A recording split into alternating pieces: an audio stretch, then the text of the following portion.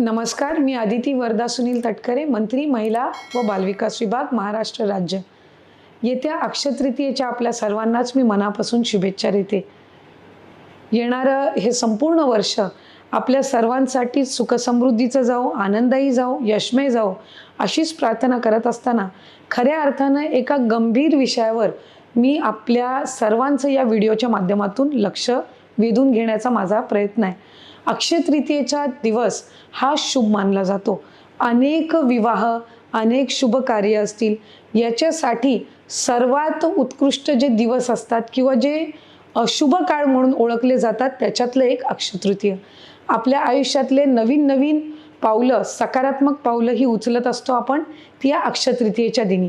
पण त्याच दिवशी एक अतिशय गंभीर्यपूर्वक विषयाकडे सुद्धा मला आपल्याला लक्ष वेधून घ्यायचे, ते म्हणजे बालविवाहांकडे। अनेकदा अक्षय तृतीयेचा दिवस हा विवाह सोहळ्यांसाठी सुद्धा अतिशय उत्तम आणि शुभ मुहूर्त मानला जातो। पण याच दिवशी दुर्दैवाने काही भागांमध्ये बालविवाह सुद्धा मोठ्या प्रमाणामध्ये किंवा कमी जास्त प्रमाणामध्ये होण्याच्या घटना या त्या ठिकाणी निदर्शनास आल्यात।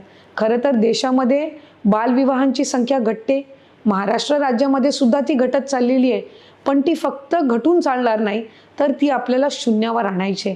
आणि म्हणूनच या व्हिडिओच्या माध्यमातून माझं आपल्या सगळ्यांना आव्हान राहील, त्याचबरोबर जिल्हा प्रशासनांना सुद्धा आणि विभागाच्या सुद्धा प्रत्येक जिल्ह्यातल्या अधिकाऱ्यांना सूचना राहतील की या अक्षय तृतीयेला आपण सगळ्यांनीच गांभीर्यपूर्वक बालविवाह हे आपल्या जिल्ह्यामध्ये, आपल्या कार्यक्षेत्रामध्ये होणार नाही याची दक्षता आपण घेतली पाहिजे। खरं तर बालविवाहाच्या संदर्भामध्ये कडक पावलं ही प्रशासन सुद्धा उचलत आहेत। जिथे जिथे बालविवाह निदर्शनास येत आहेत तिथे संबंधित कुटुंबावरच नाही तर त्यांच्या सहित जे जे त्या बालविवाहामध्ये सहभागी होतील, म्हणजे अगदी तिथले पुजारी असतील किंवा तिथलं बँड पथक असेल किंवा त्या बालविवाहामध्ये सहभागी झालेले नातलग आणि गावकरी असतील, यांच्यावर सुद्धा गुन्हा दाखल करण्याच्या दृष्टिकोनातून कडक कारवाई ही त्या ठिकाणी केली जात आहे।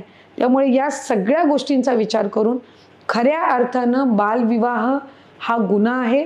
एखाद्या बालकाचं म्हणजे मुलीचं किंवा मुलाचं आयुष्य हे आपण बालविवाहाच्या माध्यमातून आपण ते खऱ्या अर्थानं दूषित करू नये किंवा त्यांचं आयुष्य हे बालविवाह त्यांचा करून आपण कुठेही चुकीच्या मार्गावर किंवा बर्बाद करू नये, ही दक्षता आई वडील म्हणून सुद्धा, पालक म्हणून सुद्धा आपण घेणं हे गरजेचं आहे।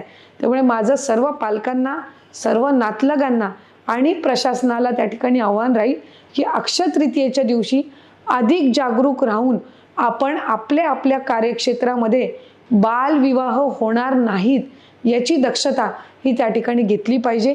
आणि जिथे जर दुर्दैवाने अशा पद्धतीच्या घटना आढळल्या तर त्याच्यावर कडक शासन करण्याची त्या ठिकाणी विभागाकडून आणि स्थानिक प्रशासनाकडून कारवाई जी आहे ती केली जाईल याची सुद्धा नोंद ही संबंधितांनी त्या ठिकाणी घ्यावी।